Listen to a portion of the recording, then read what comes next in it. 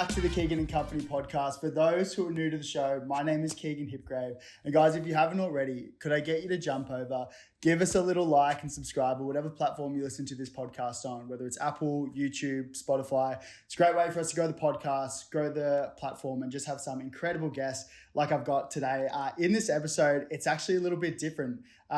In this episode, I'm joined by mental health advocate, Movember employee, who has recently run 4 ultramarathons. We're here at the Movember HQ in London.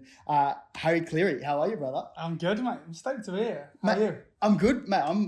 I'm likewise very stoked to be here as well. Like I mentioned before, we're here in the London HQ, coming to catch up with you guys. So, mate, thanks for having us. No, it's great to have you down. And it's amazing that obviously Movember started in Oz, but it's great to have you over in the London office as well. It's a little bit different. We do things a bit differently, but it's great to have you down. Mate, it's for those who are watching and not listening, we're using our phones as microphones. If you flip yours up the other way, there you go, like that, and then just hold it towards that. Okay. It's a little bit makeshift.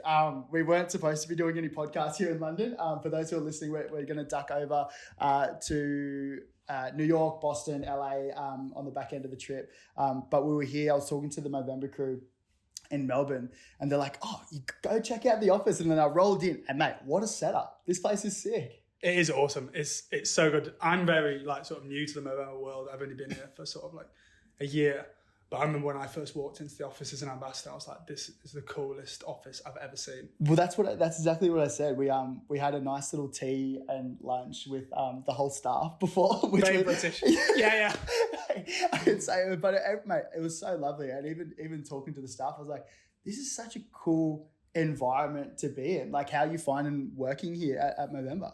I love it. And I think that's what we try and do, both internal and external, is make sure we keep that level of sort of cool and makes it a bit different, because there's obviously a lot of charities doing a lot of great work. And I think Movember's unique selling point in the market is that we are a little bit different, and we like to do things a little bit differently. And I think the office kind of is a physical representation of that. Yeah. And the staff all live and breathe it here. Like, we're all completely bought into it, as you can tell with all the moustaches. Yeah.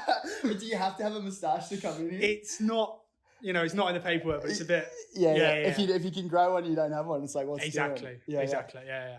And your role at Movember, what do you do? Yeah, so currently I just work in the fundraising team. Yeah. I support our uni students and we call them challenge event participants. Yeah. So people who do marathons, half marathons, challenges, like people like me from the other side sort of thing. Yeah. My background, how I got into Movember was I was an ambassador at uni. I went to uni in Newcastle here in England. And then I got onto the internship here, and then I came through that way and got on the graduate role, and then here I am. What did you study at uni? History. Really? Yeah. That's interesting, man. Yeah. So what was the progression? Because you said you were an ambassador first. Why Movember? Why was that such a standout? Yeah, of course.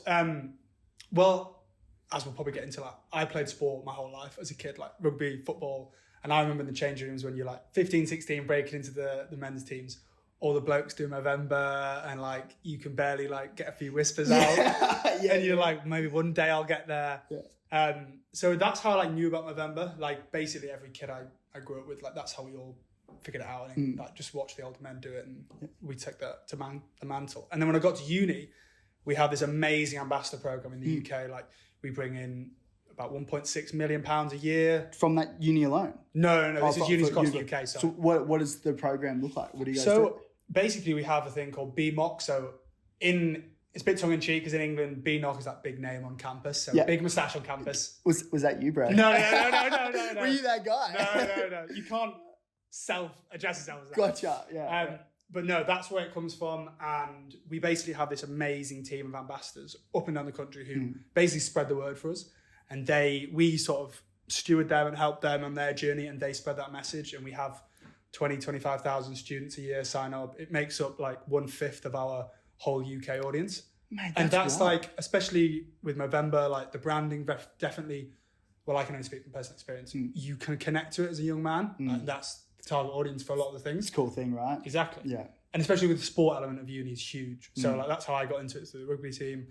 And that's how the ambassador role got passed on. And that's How will Movember helping the students? You said you had like some ambassadors in every university. What does that look like? Are they coming into the HQ? Are you educating them on like certain initiatives? Are you helping them with events? Like, what does that look like? Yeah, so we've just basically done the whole hiring process. So I support the actual manager who manages all of the relationships with the students, ambassadors. But the support we give them is, they all come in for training. Early September, just before term starts here in the UK. Yeah. And we give them a full talk on what Movember is, what we do, where the money comes, where the money goes. And it's just sort of general coaching on how to be an ambassador. Because some people are more extroverted than others, introverted. We can all like promote Movember in different ways. So, and then once they're out in the field, in uni, we send them merch that they can sort of activate in their own events. We have group chats and we constantly check in with them. And we sort of support them in that way. We can get to some of the unis and do like in-person visits as well, which is pretty cool.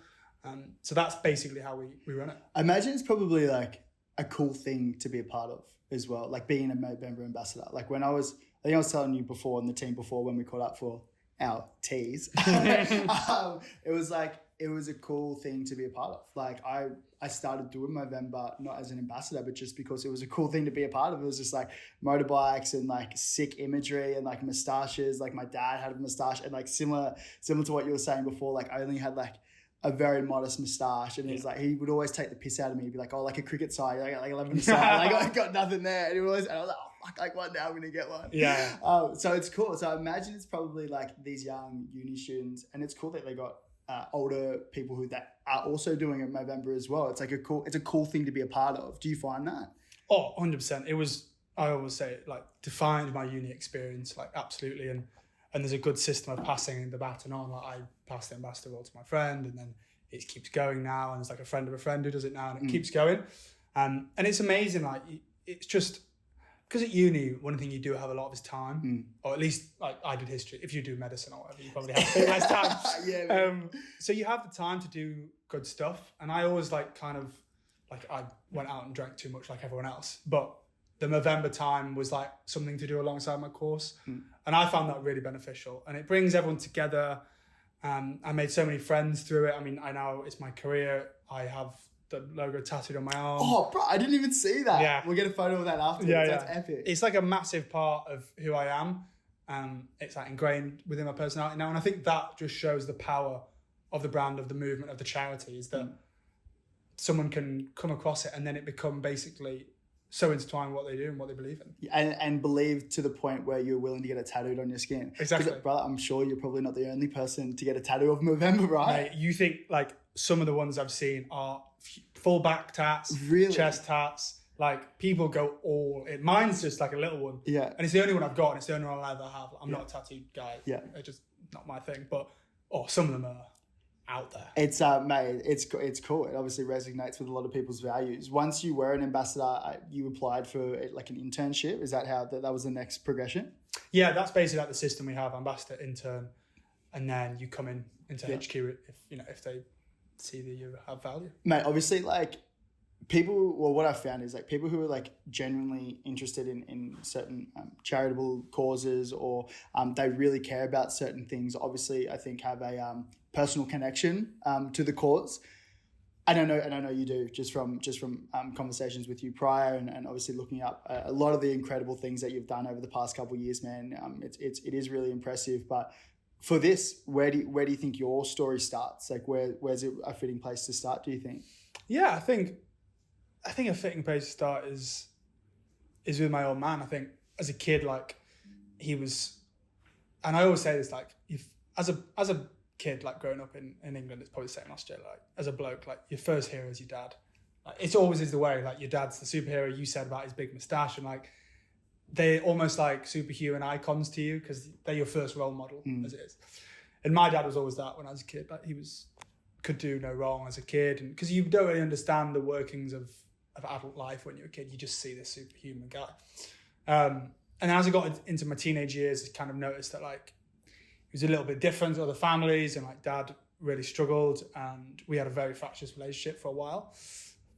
He was an alcoholic, so he suffered with that his whole life, and it was definitely, and he admitted this towards the end, was definitely intertwined with mental health struggles. He never addressed a lot of things that he went through as a child. You having conversations with him about this at all, like throughout the time, or it's I know it's a hard thing for blokes to have these conversations, which is probably a big part of this conversation.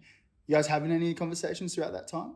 Unfortunately, as a teenager, it was quite you're kind of coming to the grips of who you are, and you're frustrated. Why is my dad like this? What? And it was a lot of anger, and we had a lot of clashes. I then left home, moved away, and I sort of left with my mum and my brother, and he tried to go into rehab and in and out of rehab.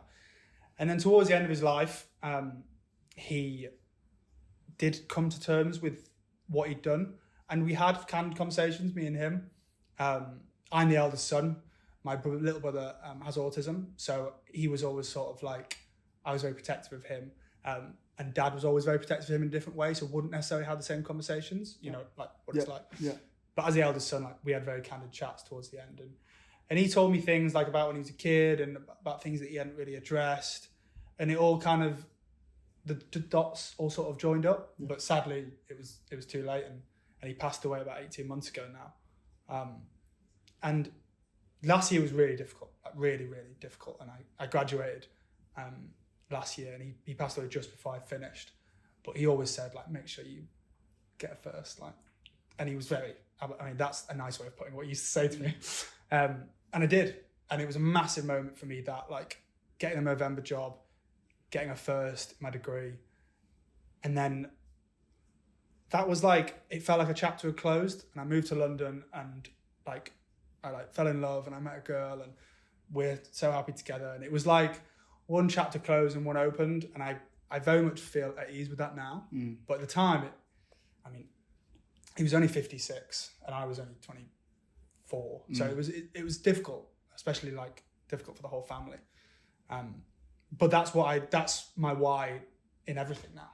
In work, so that's why I'm at Movember.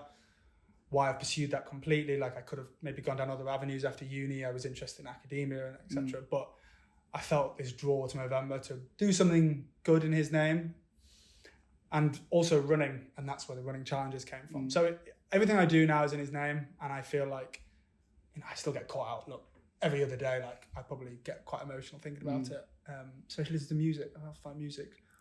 Or watching Leeds United games. That was a big thing for us. I was going to say, is there certain songs, obviously smells and songs obviously remind us of certain things. What are the songs? The one song is Wish You Were Here by Pink Floyd, because he absolutely loved that. Anything but Bowie, Stone Roses. Some great tracks. It's hard, man, because there's some great tracks, And it's always, and I have a full playlist called Dad, and me and my brother share it, and we add songs in it. And it's a nice way, because music was such a powerful thing for us. Yeah. It was music and sport. And I went down the sport route. My brother's actually a singer and plays guitar. So it was nice that we managed to go through the two avenues that Dad really loved. Man, thanks so much for sharing that. Like, I know it's wild. I actually didn't know how recent it was. Like, my 18 months is it's pretty wild, and also like pretty impressive that you can be so open and talk about it so well. So I do appreciate that. When you lost your dad, obviously it's a tricky time. What did you do when it finished up? Is it, obviously you've been around Movember, you sort of have an idea of what some good things might be to do, but what did it actually look like? That's a really interesting one, because I was a massive advocate at the time, and I told everyone to positive coping mechanisms, all that. To be honest, there was a bit of I got into running, which was massive, but I definitely sort of went out and drank too much on a few different occasions. It was almost like, not like I was like, I can't deal with it. It was probably just a bit subconscious. And I definitely feel like I have like sort of maybe not the healthiest relationship with alcohol. And I've definitely realised that as I've got older. I think I will definitely call it a day one day. And I've done, a month sober before and stuff like that. And I do definitely feel that. But one thing that I really lent into my studies. Like I was on the cusp of a first and a 2-1. And I really went in on my studies. But apart from that, the biggest thing was running, honestly, because I'd played sport my whole life, but running, I never understood it. I was like, what if you're not catching or kicking a ball, what's the point in it? Why are you just running around the street? I don't understand the point, but I do now. What you mean. And it's like, and obviously like your story, I was definitely fearful of playing rugby. I remember a point of like stopping playing a week in, week out. Then I'd often get like, George, you want to come down and play for us? And I remember thinking, I don't want to be injured. I don't want to hit my 30s, my 40s and not be able to run around with the kids. And I never played to the level you did. But I remember that switch. And it's a weird one. And that's the thing that I kind of felt with running. I was like, I mean, I get sore knees and ankles or whatever, but like, that's one thing that I definitely found different and powerful in running, is that it's a solo pursuit, and I'd always played team sports. So I found that really, really sort of cathartic, getting out there. I'd listen to some music, I'd listen to podcasts, I'd not listen to anything and just get my thoughts. But it was the fresh air and just being physical and getting into a bit of a healthier shape, because uni can be quite an unhealthy space. Mate, it's easy to get caught up in whatever little bubble you're in, yeah, like whether that's university or work or sporting environment, yeah. And I love that you've got that outlet, and you could see that was a positive outlet to do. And obviously, like, take your pick. You know, you can use any outlet to your detriment as well. Like, you go the other way and use it probably in a negative way. But it seems like, just from hearing you speak now, seems like it was a positive thing. It was absolutely, like, honestly, like, and I don't want to talk too much in hyperbole, but it did change my life completely. Like, I've since run, like, I mean, I remember when I first went out for a run after he passed, I was like, I want to get out and just do it. And I honestly got about 3 kilometers in and I was like, how am I going to, I can't do it. I thought I was fit. Yeah. You know, you go to the gym and you think you're this, you think you're that. You're looking very in great shape as well, just by the way, mate. Thank you very much. I mean, I wasn't at the time. Yeah. There was a lot of beer and burgers sitting around. Yeah. So, and that was like a massive thing. Like, it was quite humbling as well, like, which was quite interesting. Like, I always, sport always kind of came quite naturally to me as a kid. So it was quite humbling to like get out there and be like, I actually can't, I don't know what I'm doing. Yeah. And I'm trying to, you know, do 5K PBs every day. And my mates were like, my mate who was a runner, he was like, you're not going to get anywhere doing that. So I learned a lot, and like, I've really like dove into running, and running here in London is massive. So we started Movember Run Club in January. I saw that. Very impressive, man. Very cool. So, and that was a bit like, I did my challenge in November, the Ultramarathons, which I'm sure we'll chat about. But after that, I kind of wanted to bring other people together and do that, and just kind of give everyone what I'd got from running. I sort of tapped into it. I was like, everyone needs to know about this. Yeah. When you have a positive experience with something, you're like, I'm going to tell everyone. Literally. About it. And everyone was like, but I could tell by the end, my mates were like, yeah, we get it, mate. Yeah. Give it a rest, man. Yeah. So that was amazing. And yeah, it was life-changing, genuinely. Mate, just pause for one. Yeah. I just make sure it's...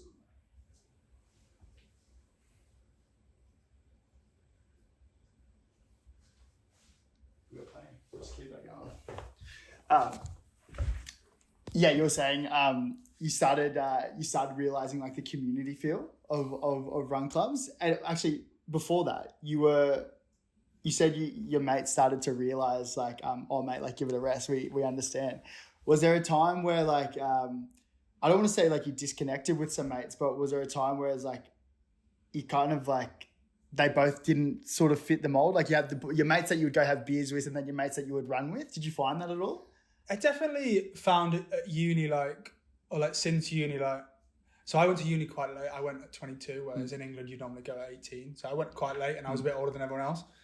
And I definitely found that when I left, like, maybe the relationships that I built at uni were based on going out and drinking. And look, they're still my mates, but I definitely found that I'm maybe not as close with some people as I used to be. And that's nothing like, no judgment on anyone. Like, everyone chooses their own life, like, and they're all great lads, and we're still friends. But you definitely have we all have different mates for different reasons. I have mates that I'll go and talk to about incredibly deep things, and we'll really chew it up.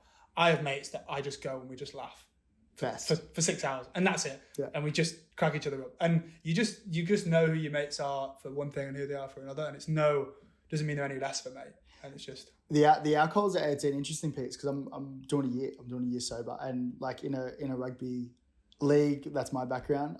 It's a sport back in Australia. Heavy drinking culture, right? That's how most, I think, friendships are formed in the rugby league space. Obviously, you're doing some hard things together, which contributes, but the drinking culture is huge. Obviously, I finished up, had a heap of concussions.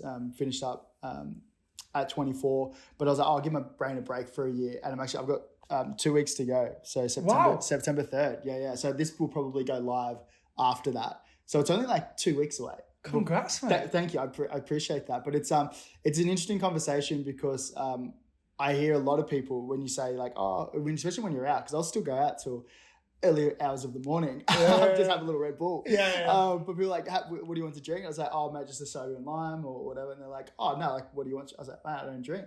And you'd be surprised how many people, so I don't know what it's like here in England. Obviously, it's a huge drinking culture here in England. But it's just like, it was a little bit like, it'd be how you still out and about, but then I feel like if you can just knock around with crew and still have a laugh and still be yourself and not isolate yourself, I feel like it's sweet. Like it's an easy thing to do. I think because I often think that, but one thing I would say to that is you're a very confident person. You come across like very like sociable, very extroverted. Like you'll chat to anyone, and I think a lot of people, and I definitely found this. Probably more when I was younger, less so now. Drinking to get a bit of that Dutch courage. Yes. And I do think like a lot of lads definitely feel that. But I do think it's getting a lot better because I sometimes have alcohol freeze like when I'm out. Just if I'm not feeling it, Sick. And it's like, and I do think it's getting more normalised to be fair, or at least sort of in the crowds that I'm around. Like, a couple of my mates do the same thing. Yeah. But I know what you mean. Like, so I grew up near Leeds in Yorkshire, rugby league, like, the culture was drink, like you bond through it, and I don't look back on any memories of getting too drunk with boys and regret it because it was what made some of my friendships for life. Those moments, But it's great now you say like you can still have a crack and have a laugh, and you don't necessarily need it. But mate, a year that's huge. Thank you. Well, I want to circle back to the piece of people who don't feel like they can, because there's a huge amount of population where probably 90% of the people that I talk to who are out that are curious about it, like there's no way that I could do that. And my advice to them would be just to try. Like first time going out on a big night with no Dutch courage, like it was super nerve-wracking. Like, but the first month I had 3 weddings and 2 bucks parties. Gosh. I know, and I was just like, and these are all like rugby league, like big nights. And I was just like, well, if I can do that, I can do anything. So that's what I tell crew. I was like, just try it. Like, even just like the little thing of having a drink in your hand. Like, and by the end of it, if you're just like talking to people and getting some reps on the board probably and building up that confidence, where it's like, oh no, this is actually something that I can do. You'd be surprised like how far you can go. Hey, I think I absolutely agree, and I think like for anyone listening who does sort of feel a bit torn between the two, I think just give it a crack. Yeah, you can always like be like, oh, I'm not right now. I don't feel like I can do this. Yes, but I even think about my old man. Like he was a superhero to me, but I look back and I think a lot of it stemmed from just feeling a little bit at ease. I think he was quite an anxious person.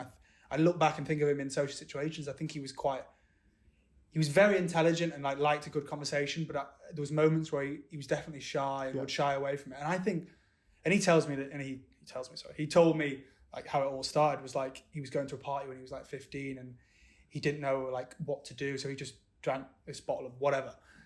And I think and I'm not saying everyone's going to end up like my old man, but I think that's a big thing for young lads. And I think the culture of sort of just drinking to bond, but drinking for a bit of confidence. But I echo your sentiment. Just give it a crack and see what happens. I'd like to circle around to the community aspect that you're building. Like you talked about the Movember Run Club, which is so sick.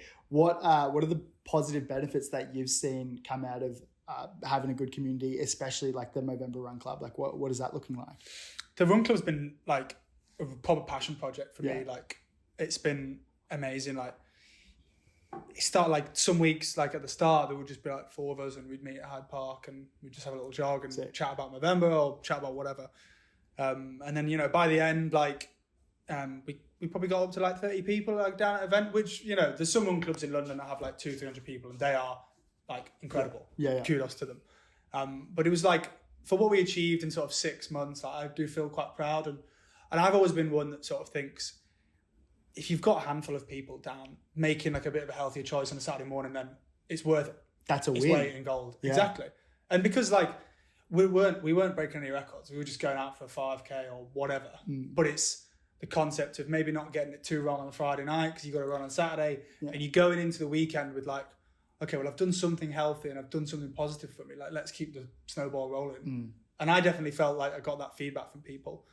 So it's been, I've really enjoyed the process. Mate, I love everything about that piece. The crew, just to be like, yeah, we'll get around, we'll knock around. It doesn't have to be like, 10, 20, 30 Ks, but the ability where you're coming in on a Saturday morning, you're a little bit healthier, but also like the conversations that flow on from that. Like I think, and you probably see it more than anyone being working at Movember. What I've found is that a lot of the times, like doing something as males together, that's probably when you're more likely to have some great conversations. Do you find that? 100%. And I'm so glad you said that, because that is a massive thing we've noticed. We often talk about side to side chats, because front on, I know ironically we're talking front on now, but like if you think about sitting down one to one with someone, especially like maybe a bloke that you know, I feel like, and I know a lot of lads I know feel like there's an instant sort of, I'm not sure, like if you ask me like, how are you doing?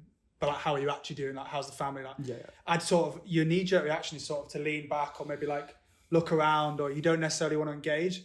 Whereas we always say like what you just said, like doing something together, whether that's watching a game of footy, or whether that's going for a run, a walk, a climb, like going like anything, literally anything, other than just sitting face to face.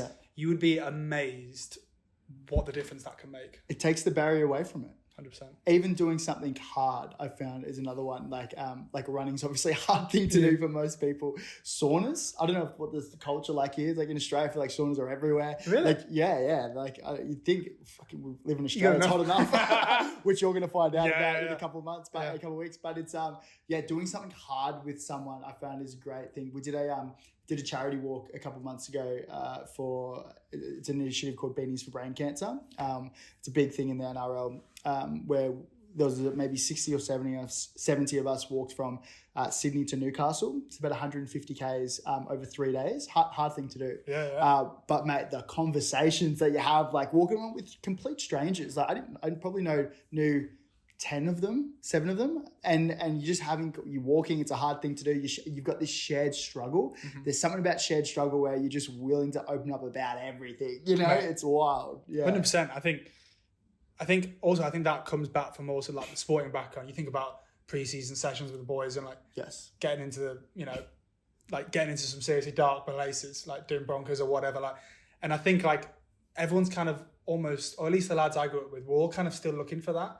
Like even, none of us played professional sport, and I think those kind of challenges, like I've done a couple of walks as well. Like we walked the length of Hadrian's Wall. I don't know if you know what that is. No. Basically a wall that separates England and Scotland.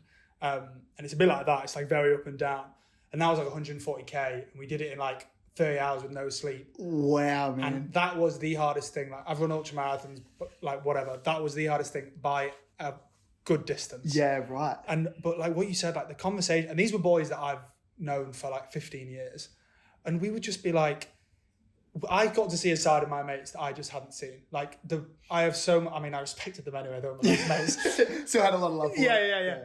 But like coming out of it was just, we still talk about it now. Like, and we will talk about that until, we're on our deathbeds when we're grey and old. Like the boys, like they're incredible. Like, and as you say, like the conversation that you have when you're in those places, because you've never been to those places together. You've never been to those places probably ever, even on your own, but going into them together, you come out completely different. Yes. And it's just incredible. And that was something I definitely found about the walking. Like the ultras and stuff is more like a solo thing, but the walking stuff was special, 100%. Mate, I think that's a great to lead into some of the really great, that's such an incredible initiative, but I think this is a really great time to lead into like the ultramarathons that you've done.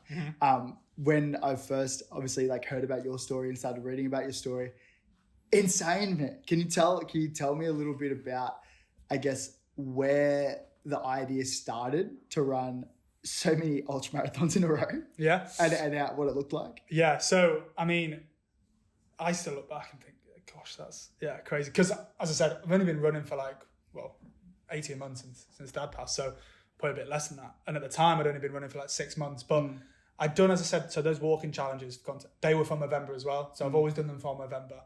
But I got into running and I wanted to do something special. I thought running's changed my life.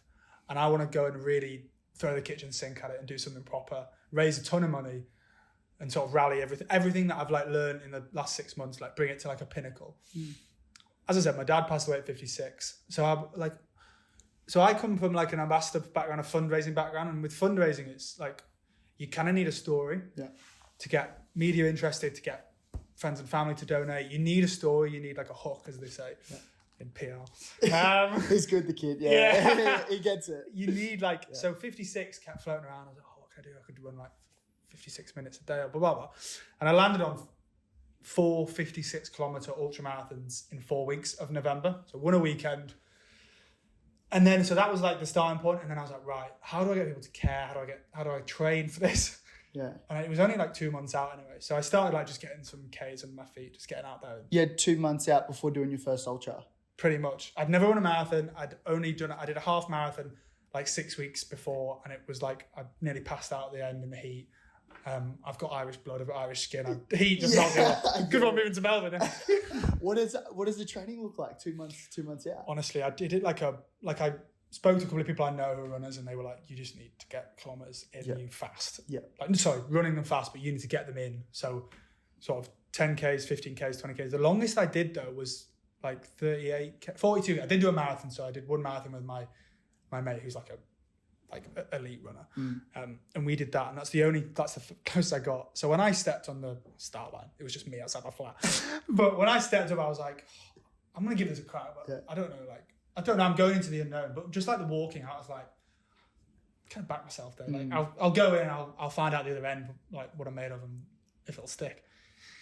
And I got to the end of the first one, I was like, 3 more of these. Finish the first one? Finished the first one, and it was more just like relief. And my girlfriend was at the end, and it was amazing. But like, it was relief. But I definitely found the hardest bit about doing 4 was the mental challenge. And you'll probably remember this from your playing days, is to go again and again and again and again. And to do that, like, that's what I really struggled with, to be honest. Like, the physical side is whatever, that came on the 4th one. But even those first, second and third, like the mental battle of thinking I've got to do this again, like that was tough. Where does your head go? My head goes, because it was a poignant year, an emotional year, my head went to my old man. But that's not really sustainable for 7-8 hours of running, because you'll drain yourself out. And I definitely hit a wall sort of halfway through the 3rd one. And I had my like best mates around me. And I just broke down in the middle of London. Like, I was like, I can't, like, I was thinking about him, and my body was in bits. And I was like, I've still got 20K after this, and I've got to do another one next week, another 56.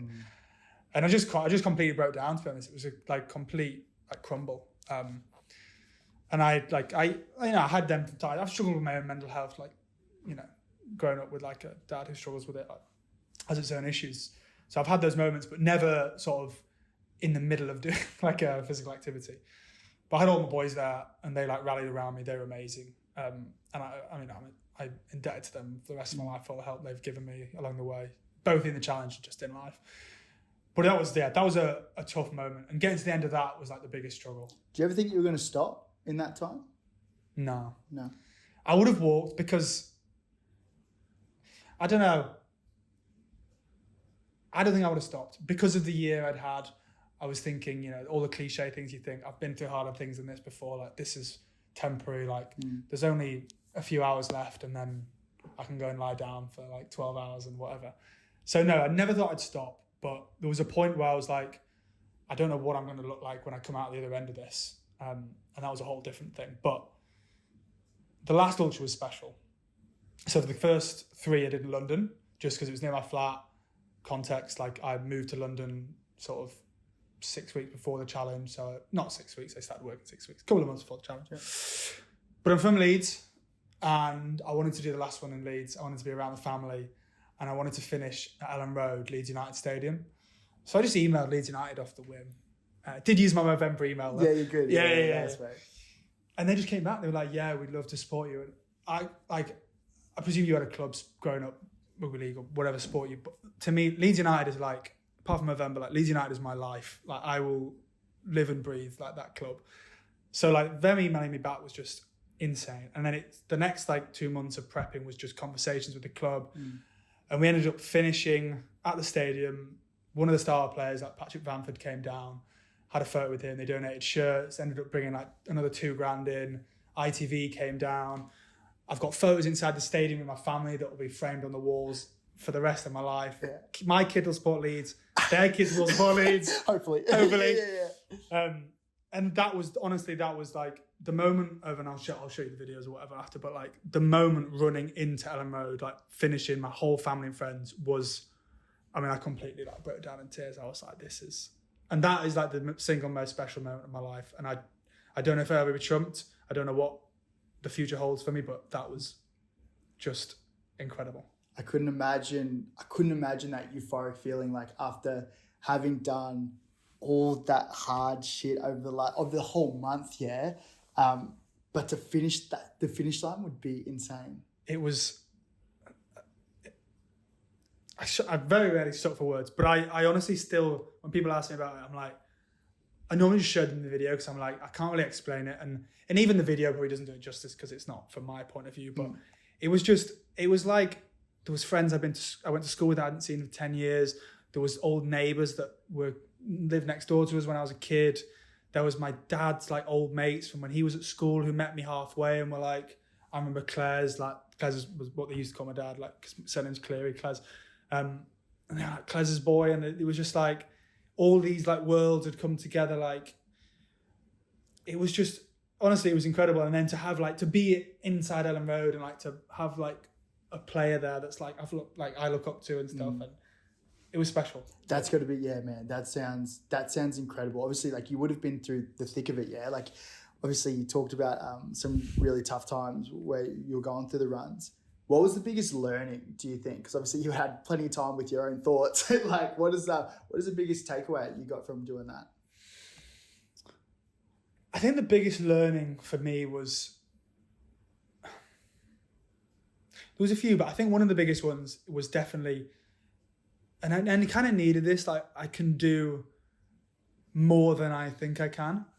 And I found that like really sort of self-assuring. And I think there's often like, especially with young lads, like we often talk about this in Movember, like it's quite vilified, the sense in the sort of media, especially that, you know, a young man wanting to sort of feel strong and stoic and sort of has purpose and can achieve things. It can sometimes it can come across in like a negative way. And I think that we're at Movember really trying to champion like young men achieving things and being strong in positive ways. And I definitely learned in that challenge that I can do hard things and I can do it in a positive way. And you can push yourself, but bring other people along with you. And all my like friends and family were there like every step of the way. So I think doing hard things was definitely a massive thing. Hard things physically, hard things mentally, life, like take copy and paste into everything.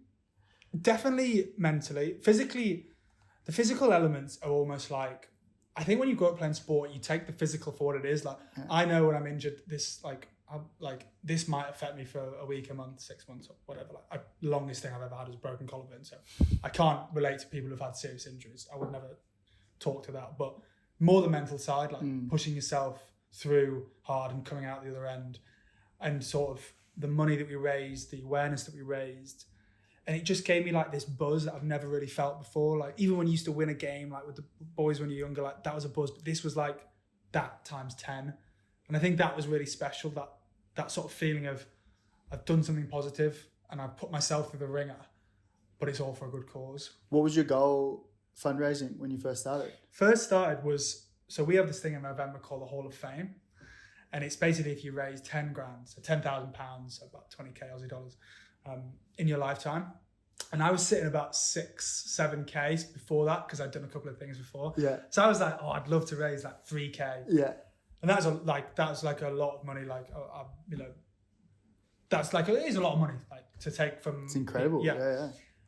And it snowballed and the media got involved. Movember people were amazing. And we ended up raising like over 9 grand. And it was just like, man, got the Hall of Fame. Oh, you almost got the Hall of Fame in that one. Yeah, literally. And it was like, I remember seeing it on my MoSpace is the what we call our fundraising pages. MoSpace, yeah. I remember just seeing like the donations come in. Like it was just some of the big donations from people I've never met in my life. Like I went on Radio Leeds and did an interview, and then it like came like ping, like 50 quid, 100 quid from like Helen who's just listened to, and it's like stuff like that. You just can't buy that. Like you can't recreate that. And I thank everyone who helped me on the way. Movember, Leeds United, my friends, my family, their networks, like that was just incredible. Man, that's so sick. That is it is like it's not so much about the fundraise or like the money component or like who can raise the most, but it is special when you see complete strangers, you know, dipping into their back pocket to do that, mate.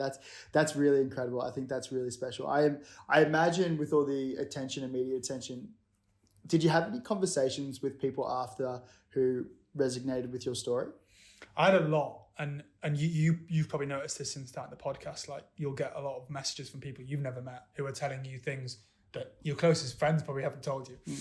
And I had like, you know, my girlfriend would often like be like, because I would be sitting there replying to messages for like an hour, 2 hours, because the messages that you receive when you sort of talk about things that I was talking about, they're not like, well, you do get the sort of good luck, mate, amazing stuff, but like you get some pretty intense things, like, and I was definitely taken aback by some of the things that I was told and heard and stuff. So I got a lot of that. But that kind of, honestly, like, I've made so many friends through that process, like people who have gone through things and they've reached out to me and we now stay connected to, and social media has its downsides, don't get me wrong. It's like, can be very detrimental and it's got a lot to answer for a lot of things, but the power of social media for good is still, I think, still lives strong. And those messages are a testament to that. And it, you know, I didn't solve anything for them necessarily, but even just having an outlet for them and for me, and now we can go back and forth. And like, there's a couple of people in Australia that I'm going to connect when I'm down there, and it's amazing. Yeah. So and you probably experienced the same thing. It's special. It's special, man. I think social media is a great tool. While it can be tough at times, and sometimes I want to throw my phone in the bin, mate, the people that you meet along the way, especially doing these causes, like I ran my first Movember event when I was like, I think 19, at 20.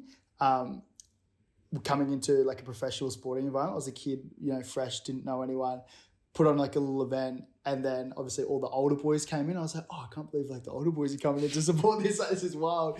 But then everyone who came, not just sponsors, but like family, friends, but then also people who I had no idea about, who had some incredible stories, sitting down with them, talking about with them. And I think doing these types of events, it's a great way to encourage conversation. While there shouldn't have to be an event or a fundraiser to shine light on these conversations, it is a really great way to start the conversation and just start talking about certain things. I had a friend, she did a 24-hour run for men's mental health. Incredible. Vanessa, she's an ultramarathon runner. I'll link you when you go to Australia. She's incredible. She has a run club on the Gold Coast, which I do. I do very small Ks. Anyway, but she did one, and then we were filming it. We did a podcast with her afterwards, so we wanted to capture some content of her doing it. She's a dear friend, and it was funny. Like me, the videographer, the two videographers, the guy who owned the charity, and then I think like two other guys who were just standing around like waiting for it to start. We all just like randomly started talking about obviously like men's mental health, but then some friends that they had like who were struggling, or like a family member, and it was just, not that we planned to talk about it, but it was just a really organic way that it just came up in conversation. I was like, well, these are the things that kick off the conversation, and I think that's the stuff that makes genuine impact. Yeah. And it's kind of intangible, isn't it? Because you can't, like, the minute you say, right, let's all get in a room and let's talk, killed. Doesn't work, man. The buzz, it doesn't work. Yeah. It actually doesn't work. And as you say, like, you shouldn't have to run an ultramarathon and start conversations, but like, everyone can do anything that they want to do. Like, we have people who host just amazing events, and you know, there's no one's running 200k or whatever, like, and it's just like getting people, as we've said earlier, getting people doing things other than just sitting across each other and saying, let's talk. Yeah. Ironically, it's doing things, not talking, that gets people to talk. And I think, and especially that we, you know, that's why Movember exists, because of that, basically, because men struggle to talk in that one-to-one capacity. So we kind of come along to be like, well, we're going to connect you all. And that's the power of what we do. And that's what makes us all come in every day. That's what makes me, that's why I've got it tattooed on my arm. That's why I do it. That's why I like live and breathe it. And you'll find that, like, I mean, you've been part of the Movember community. You know how like infectious it is between us. And it's still just early days. It's special, man. It's so cool. Early days. What's next? What's coming up? And like, it's, do you find that you have to top it? Like, is that even I know it shouldn't be, but do you think about, what's next? Well, that's another really interesting topic in terms of, we have a lot of people who do challenges. So I'm not like, people have done bigger challenges than me for Movember and whatnot. And so after I did the challenge, we did like a Zoom call with a lot of people who did like wild challenges, because we found that a lot of feedback we had from people was, what do I do after I've done my challenge? And I felt that like I'd had all this like love and support and then gone. Yeah. Not that my friends and family cut me out, but like, it goes back to normal. Yes. Life goes on. Everyone else has their own struggles. Everyone's got kids to feed, kids to get to school, like sisters to call, whatever it is. Yeah. Like, the world moves on. And we definitely found that as a massive thing for people who do challenges for us. And we did a call, and a lot of lads opened up about like some like really sort of deep stuff that they've been struggling with since stopping. And the next thing, you know, comes around is, what am I going to do next? Like, what, am I going to run 8 or what? You know what I mean? And I've been thinking about that this year because I will do something for Movember because I'll do it every year and it's mine. But I'm not going to lie, like, and I'm not going to sit here and say I've got it all figured out, because I still struggle with the what's next. I struggle with, I want to top it. I want to go and do something bigger and better. And I've already got the ideas in my mind, but I'm like, it's trying to find that balance of what's healthy and what's going to make a massive difference. But where's the tipping point? Am I going to push myself too much? Do I need to, what's the importance? Can I do it in terms of just bringing other people together? I don't need to just flog myself. And I still generally, like, even when I'm I'm still figuring all this out, to be honest. Do you have to top it physically, or could it just be different? Like, there was a guy in Australia, his name's Ned Brockman. He ran from one side of Australia to the other, and pretty much overnight success. He's a good friend. He's a fucking legend. He's such a good dude. But he's about to do his second challenge, and that was a big thing. Like, no one had ever really seen anything like this in Australia before. He got a lot of media attention. The whole of Australia pretty much just jumped on the back of it and just loved this Aussie bloke with a mullet, which you're rocking now, which is really cool. And they got behind him. But everyone asked him in every single podcast or media things like, what's next? What's next? What's next? So I'm sure he struggled with the exact same things that you're talking about now. It's like, well, what's next? What he's doing is different. It's not however many days. I think it was running for like 44, 45 days or whatever. It's not that extreme. I think it's like 10 days, but I think it's like 24 hours. I'm not sure of the thing. He's doing, So I follow him. Gotcha. Yeah. So he's doing 10 days, 160K a day around an Olympic track. Gotcha. It's like a 10-10 because he's trying to raise 10 million Aussie dollars, I think. And obviously that's insane. Oh, like that's ridiculous, but it's just different. But it's also different. Yeah. Which is probably a great way to look at these types of things, I reckon. And I think that's what I'm trying to like figure out, is doing something different. Like, and he's like, because he was like, I mean, what he did is incredible. And as you say, like, he was an overnight success. I don't know what he did before, but in that sort of global media sphere, it was like, wow, he's on, and he's that coming back over here? Oh, really? Huge. Yeah, gotcha. Yeah, sick. Oh yeah. You look at him and he's just like so Australian. Yeah. He's just like, and he like, even his like behavior and like, it was, I don't know, everything about him was just like, it was just like, all makes sense. Yeah. And like we said earlier, like sometimes you need a story or whatever makes sense. And it was like Australian, run across Australia. He's the most Aussie looking bloke I've ever seen. Yeah. So it all adds up. And I think like I see like he's doing something different, which is amazing.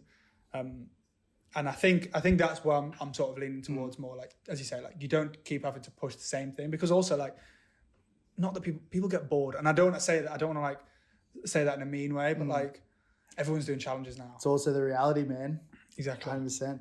Did you have a mullet prior going when you knew you were going to Australia, or did the mullet come after the fact? So I've had the mullet for like 3.5 years. I got it in the middle of uni because bored. I've had the same skin fade for my whole life, like every other bloke, like in England. So I just wanted a bit of a change, and at the start it was just like a bit of fun, and then I just kept it, and I came to Movember, and you can imagine, they were not telling me to get a sensible haircut, put it that way. Yeah. It was and it actually helps me, like, it makes me, I kind of want to be like a walking, talking Movember billboard, and I know that sounds a bit cheesy, but like the moustache, the tattoo, the hair, like, it makes me like, people would come up to me and like talk to me because they're like, and I wear Movember stuff all the time, and it's just like, I want to be that. Not everyone does, and I don't, not that every ambassador has to be like that, but that's what I want to be. But it also makes you very approachable. Like, obviously, we had a call on the way in here, but even just coming in, like, see ya, first time meeting you, big hug, like, you've got a big smile on your face, you've got an aura about you that's very warming and very welcoming. So, of course, like, people are more likely to lean into probably these types of conversations with you. Do you find that? 100%. Yeah. I think, like, I definitely value and feel pride in that role that I play in, like, my friendship group, my family, like. And then at uni as an ambassador, I definitely feel, and you speak to most people in this office, most people in the office are that person for their network. So sick. And it's like, and it makes this office like a very good place to sort of talk about those kind of things, as you can imagine. But yeah, I definitely feel like I grew up like in the north of England, like in Yorkshire, like everyone's very warm. My family are very like loving and very tactile, and it's just like hugs, not handshakes. Like it's that kind of vibe, which definitely coming to London was a bit different. Like it's a lot more like, because there's so many people and like there's a lot, it's different. But yeah, 100%. I definitely feel that, and I appreciate that you feel that. Feel the love, brother. Yeah. Feel the love. Why the move to Australia? You're ducking over there. You're moving to Melbourne. It's like it's cool. It's like I'm coming over to London, then you're going back to Melbourne. Yeah. What's the move? The move is so still for Movember. Yeah. So Movember started in Melbourne, which you know, but not everyone might know. Started in Melbourne in 2003. Came over to England, sort of I think about 5 years later. So heading down there, Melbourne HQ. I have visited before, and it's just special. Like me and my girlfriend are going down. She's always wanted to go to Oz. Great. I've always wanted to go to Oz. So when we like came together, it was like we're going to do it at some point. Job came up, and we're heading down. And it's more just like the lifestyle over there. I won't go forever because family is like a massive thing for me, and my family will stay in the north of England. Yeah, like, that's like what it is. But I want an adventure. I want to try something new. And I'm still young. I don't have kids. I don't have responsibilities. And Melbourne, to me, I felt really, without sounding a bit corny, I felt really at home there. The sport, the lifestyle, the people, it was just very welcoming. It was like being, honestly, like a lot of people say it's like London, and maybe it is, but I felt like it was like going back to Yorkshire, but by the sea. Mate, you'll have a sick time. Sport, community, people, restaurants, bars, like it's very up your alley, bro. It's very up your alley. But then also, mate, come spend some time with us on the Gold Coast as well. Like come up a little bit north. You got a bed to stay for you and your partner. I appreciate Come that. crash with us, mate. It's a sick spot. Like, are you gonna try and bounce around a little bit? 100%. So I did the East Coast backpacking when I was like 19, like we all did. Sick, yeah. And I went to the Gold Coast. I was only there for like a day. But, we stopped off. We'll show you the good spots. Yeah. I mean, I must admit, we stayed in a hostel, went to a bar, sat on the beach, and then so. But yeah, my partner's never been. So she came to Oz once. We went in March, but we only did Melbourne, Sydney because we weren't there for long. But she's very keen to get out and see everywhere, and I'm very keen to go back to the places. Because when I was a backpacker, I'll be honest, we jumped between spaces, drank a lot of goon, and went home. And that was honestly basically 6 weeks. I didn't know goon was a thing over here because it is in Australia. Yeah. So that was, so yeah, definitely come up and see you. Mate, sick. To, mate, I'm conscious of time. I've enjoyed this conversation so much, man. Like, it's cool to connect with you. It's cool to be here in the London office. Before we do wrap things up, what do you think's the biggest thing that we didn't talk about today that you'd like to touch on? I think the biggest thing, and it's something that it's not necessarily just about me, it's about Movember, and that one thing that we're trying to really get across to people. Right now, the world is quite fractious, sadly, and it's not a new phenomenon. The world's been fractious as long as time's been going on. But we definitely feel that there's a lot of negative role models for men at the moment. Andrew Tate and the like are getting a lot of airtime on TikTok, sadly. And so when we come to Instagram, to TikTok, to these podcasts, and we say, we're championing men, sometimes that is difficult for people to hear. And I get that in real life. Like a lot of my girl mates, like, see the stuff that I share, and they're often like, well, there's this going on in the world, this going on in the world. And the biggest thing that we're trying to touch on, and it comes in under a line, but it's healthier men is a healthier world.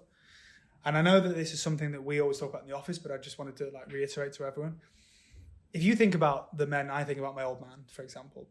If he had sort of addressed his issues earlier in life, maybe quit drinking, he would have been a better father, a better friend, a better partner, a better colleague.